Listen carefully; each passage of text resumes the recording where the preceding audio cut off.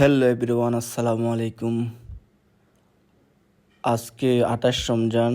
আমাদের হাজিপুরা যুব সমাজ যে বন্ধুবান্ধব আছে, আমরা গ্রামে অবস্থিত অথবা শহর থেকে গ্রামে আসছে ঈদ উপলক্ষে। সবাই মিলে আমরা আজকে একটা ছোটোখাটো ইফতারের আয়োজন করি।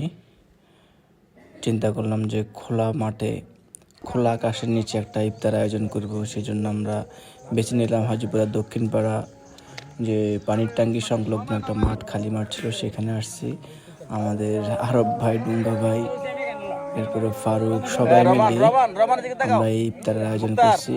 অনেকে ব্যস্ততার কারণে উপস্থিত থাকতে পারেনি, আবার অনেককে আমরা সময় স্বল্পতার কারণে জানাইতেও পারিনি। তার জন্য আমরা আন্তরিকভাবে দুঃখিত। সবাইকে আমরা দাওয়াতটা পৌঁছে দিতে পারিনি। এটা আমাদের নিজস্ব অর্থায়নে আমাদের ইফতারের আয়োজনটা।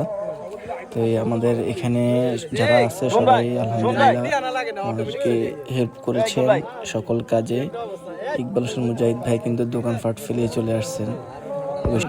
এই আয়োজনের সকল কেনাকাটা রাহিম এবং সাইমন লাকসাম বাজার থেকে করে নিয়ে আসছে বিকালবেলা পর্যন্ত, আগ মুহূর্তে।